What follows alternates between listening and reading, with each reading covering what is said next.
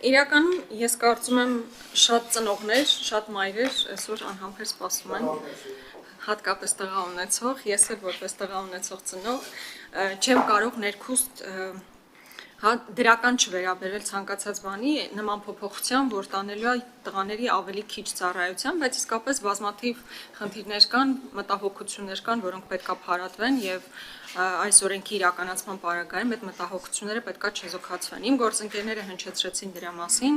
Առաջինը իհարկե համալրման խնդիրն է, պարոն Պապիկյան, որքան էլ ասում ենք 2 տարի, 1.5 տարի դարձնելով որևէ թվակազմի վրա որևէ ազդեցություն դա չի ունենում, այդ դեպքում տրամաբանական հարց է առաջանում, նույնիսկ կարող է առաջարկ ծնվել, դե այդ դեպքում եկեք 1 տարի դարձնենք, եթե 2-ից 1.5 տարի դարձնելու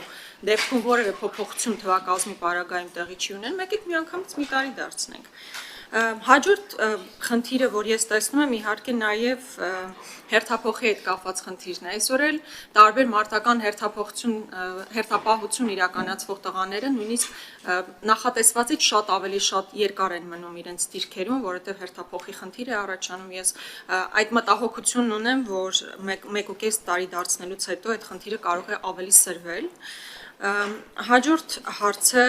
եթե սա իրականացվում է այն բանի համար, որ նաև բանակից խուսափողների թիվը կրճատվի, ես տեսնում եմ, որ ես չեմ կարծում, որ սա էականորեն ազդեցություն կունենա բանակից խուսափելու հանգամանքի վրա, պետք է ավելի համալիր գործողություններ իրականացնել։ Եվ մի կարևոր հանգամանք, որ ուզում եմ նշել, եթե մենք փորձելու ենք հատկապես պայմանագրային զինծառայությունը գրավիչ դարձնել, մենք անպայման պետք է խոսենք բազային աշխատավարձի բարձրացման մասին։ Որքան էլ ասում ենք ատեստացիաներով պետք է աշխատավարձը բարձրանա, բայց այն աշխատավարձը, որ պայմանագրային զինծառայողներն են ստանում, սահմանին կանգնած զինվորն է ստանում, չի կարող բավարար համարվել եւ միայն ատեստացիայով բարձրացվելը բավարար չէ։ Ես վստահ եմ, որ չի կարող սահմանին կանգնած զինվորը,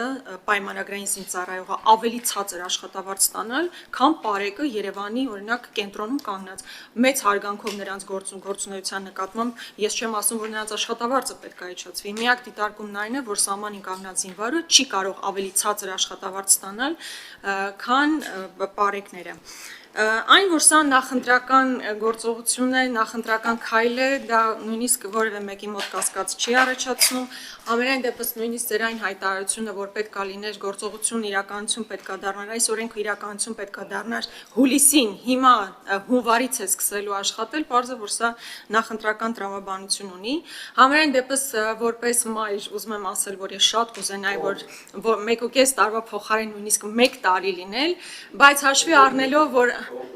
չէ, իրականում բազմաթիվ այդ խնդիրները կան, որոնք անկեղծ ասած, որ ես տեսնեմ, որ դուք խորքային կերպով փարատեցիք այդ բոլոր մտահոգությունները, ես կասկածները, այս փուլում չեմ տեսնում, բայց ես կուզենայի, որ այս բարեփոխումները հետագա իրենց ճիշտ հունով զարգանային։